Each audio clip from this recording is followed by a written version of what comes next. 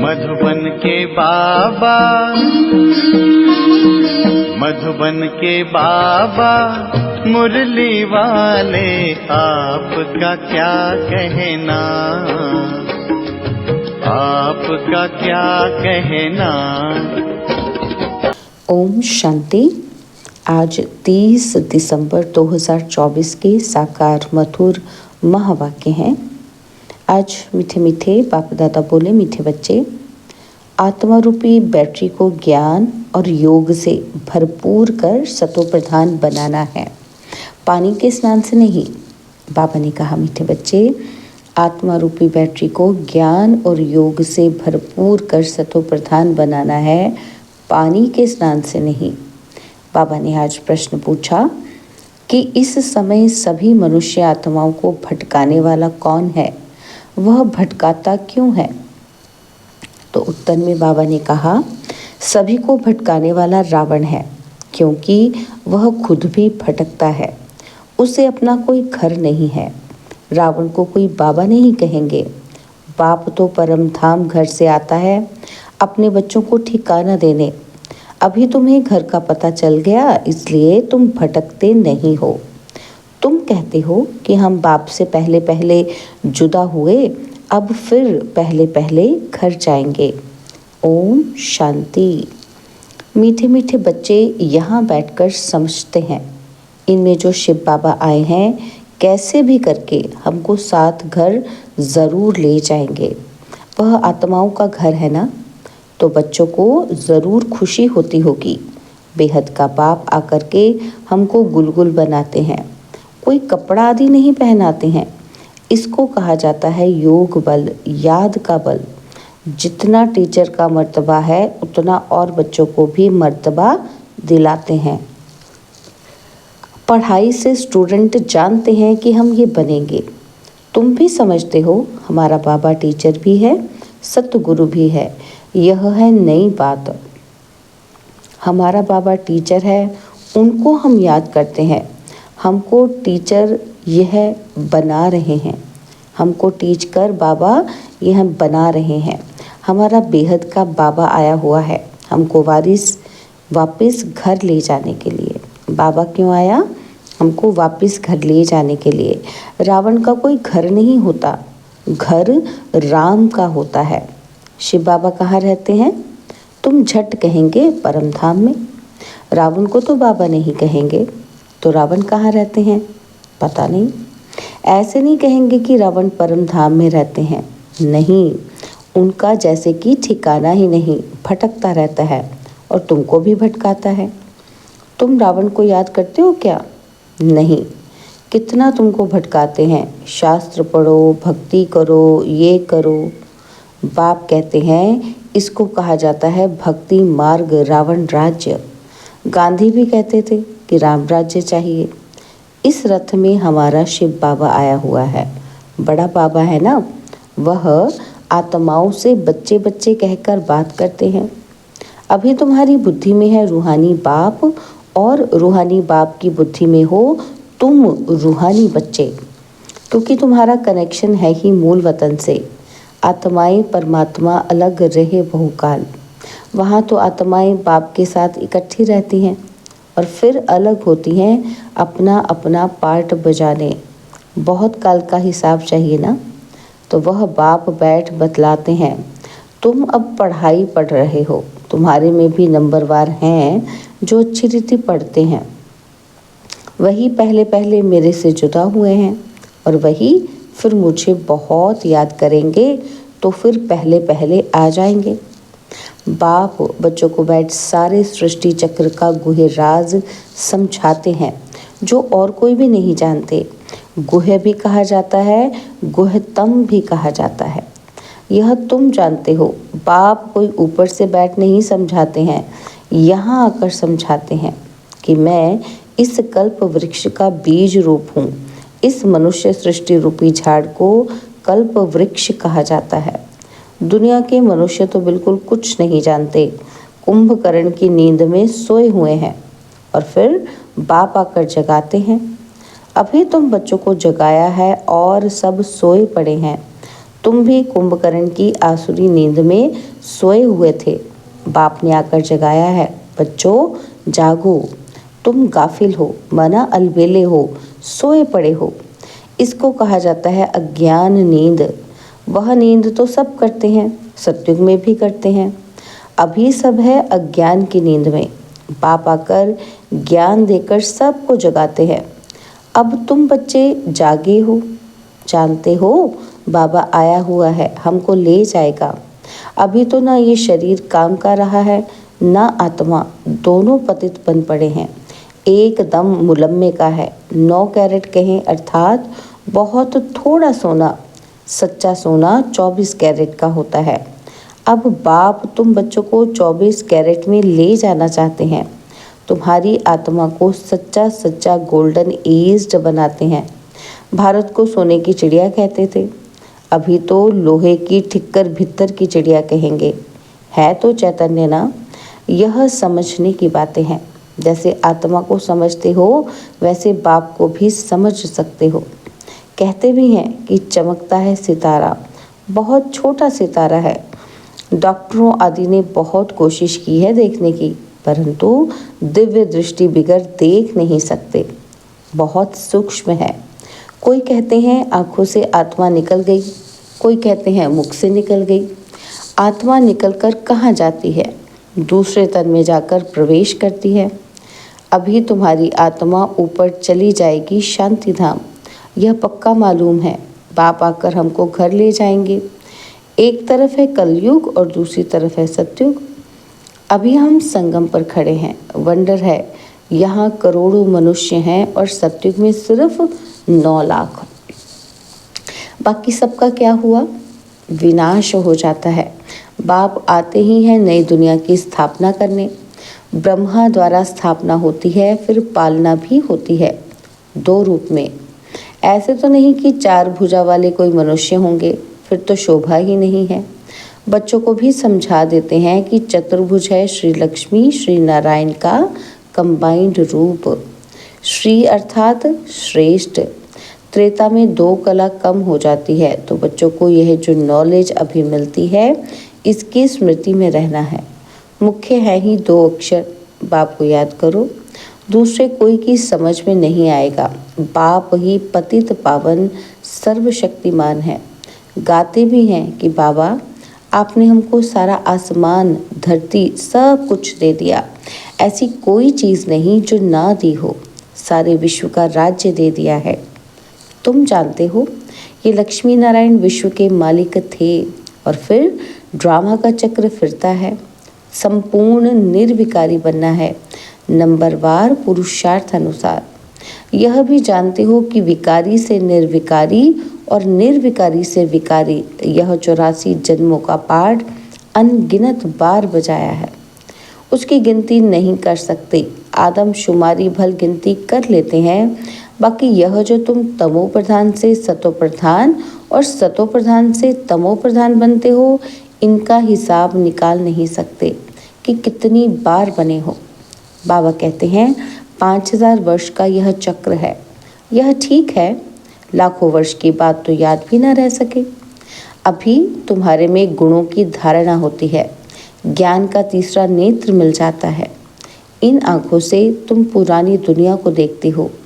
तीसरा नेत्र जो मिलता है उनसे नई दुनिया को देखना है। यह दुनिया तो कोई काम की नहीं है, पुरानी दुनिया है। नई और पुरानी दुनिया में फ़र्क देखो कितना है। तुम जानते हो हम ही नई दुनिया के मालिक थे, फिर 84 जन्म लेते लेते ये बने हैं।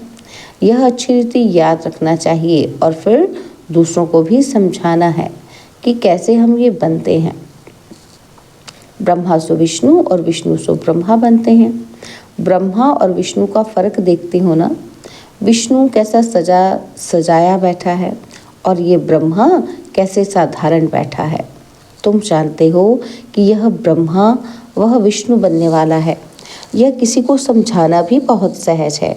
ब्रह्मा विष्णु शंकर का आपस में क्या संबंध है?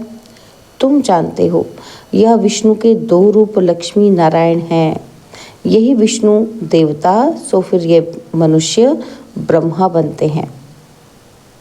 वह विष्णु सत्यु का है और ब्रह्मा यहाँ का है।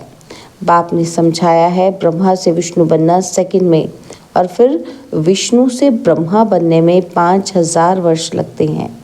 तत्त्वम, केवल एक ब्रह्मा ही तो नहीं बनते हैं ना।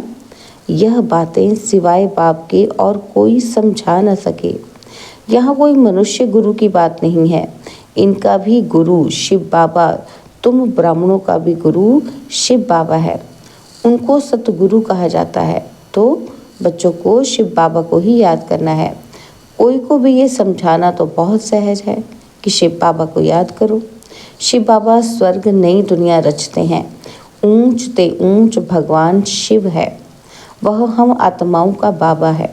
तो भगवान बच्चों को कहते हैं मुझ बाप को याद करो। याद करना कितना सहज है। बच्चा पैदा होता है और झट माँ माँ उनके मुख से आप ही निकलता है। माँ बाप के सिवाय और कोई के पास नहीं जाएगा। माँ मर जाती है, वह फिर बात और है। पहले है माँ और बाप और फिर पीछे और मित्र संबंधी आदि होते हैं। उनमें भी जोड़ी जोड़ी होगी। चाचा चाची 2 है ना, कुमारी होगी, फिर बड़े होते ही कोई चाची कहेंगे, कोई मामी कहेंगे। अभी तुमको बाप समझाते हैं तुम सब भाई भाई हो, बस और सब संबंध कैंसिल करते हैं।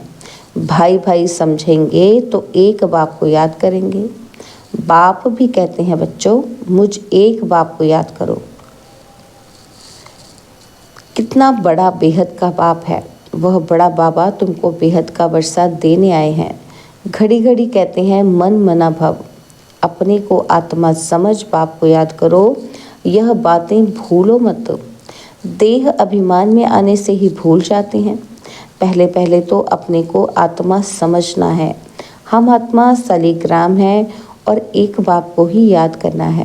बाप ने समझाया है मैं पतित पावन हूँ। मुझे याद करने से तुम्हारी बैटरी जो खाली हो गई है वह भरपूर हो जाएगी। तुम सतो प्रधान बन जाएंगे। पानी की गंगा में तो जन्म जन्मांतर घुटका खाया है लेकिन पावन बन नहीं सके। पानी कैसे पतित पावन हो सकता है? ज्ञान से ही सद्गति होती है। इस समय है ही पाप आत्माओं की झूठी दुनिया। लेन देन भी पाप आत्माओं से ही होता है। मनसा वाचा कर्मणा पाप आत्मा ही बनते हैं। अभी तुम बच्चों को समझ मिली है। तुम कहते हो कि हम ये लक्ष्मी नारायण बनने के लिए पुरुषार्थ करते हैं। अभी तुम्हारी भक्ति करना बंद है। ज्ञान से सद्गति होती है। यह देवताएं सद्गति में है ना। तो बाप ने समझाया है यह बहुत जन्मों के अंत में है। बाप कितना सहज समझाते हैं और तुम बच्चे कितनी मेहनत करते हो, कल्प कल्प करते हो। पुरानी दुनिया को बदल नई दुनिया बनानी है। कहते हैं ना भगवान जादूगर है, रत्नागर है, सौदागर है। जादूगर तो है ना। पुरानी दुनिया को हेल से हेवन बना देते हैं। कितना जादू है। अभी तुम हेवन के रहवासी बन रहे हो। जानते हो अभी हम हेल के रहवासी हैं। हेल और हेवन अलग है। 5000 वर्ष का चक्र है। लाखों वर्ष की तो बात ही नहीं। यह बातें भूलनी नहीं चाहिए। भगवानुवाच है ना, कोई ज़रूर है जो पुनर्जन्म रहित है। श्री कृष्ण को तो शरीर है, शिव को है नहीं। उनको मुख तो ज़रूर चाहिए। तुमको सुनाने के लिए आकर पढ़ाते हैं ना, तो ड्रामा अनुसार सारी नॉलेज ही उनके पास है। वह सारे कल्प में एक ही बार आते हैं दुख धाम को सुख धाम बनाने। सुख शांति का वर्षा ज़रूर बाप से मिला है, तब तो मनुष्य चाहते हैं, है ना, और बाप को याद करते हैं।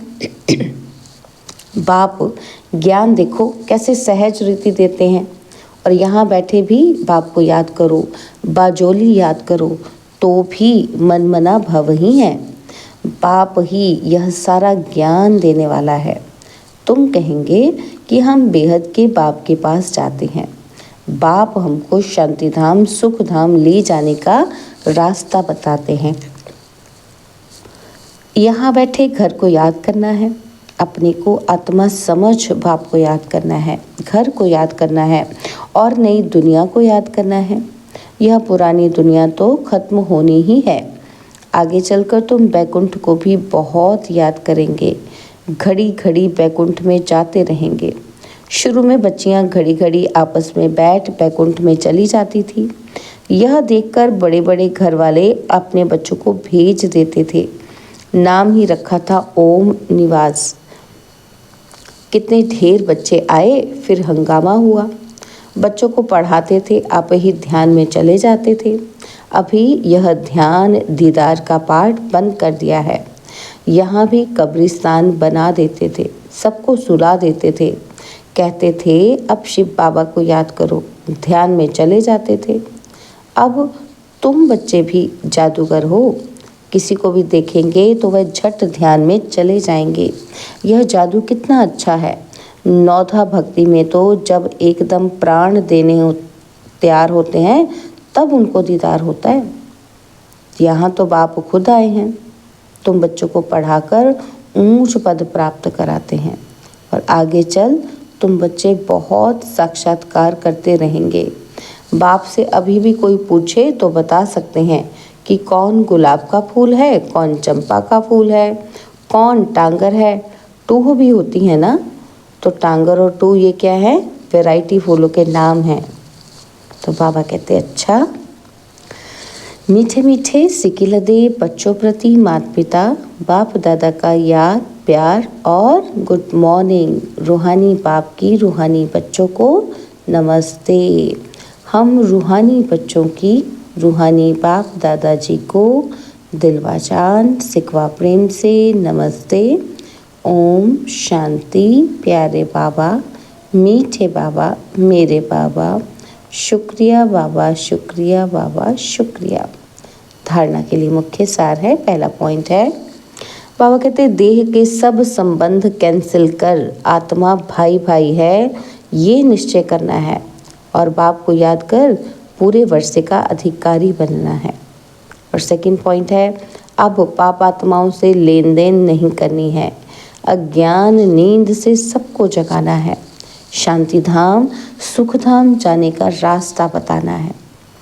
बाबा ने आज हमें वरदान दिया, मन बुद्धि की एकाग्रता द्वारा सर्व सिद्धियां प्राप्त करने वाले सदा समर्थ आत्मा भव। मन बुद्धि की एकाग्रता द्वारा सर्व सिद्धियां प्राप्त करने वाले सदा समर्थ आत्मा भव। सर्व सिद्धियों को प्राप्त करने के लिए एकाग्रता की शक्ति को बढ़ाओ। यह एकाग्रता की शक्ति सहज निर्विघ्न बना देती है। मेहनत करने की आवश्यकता नहीं रहती।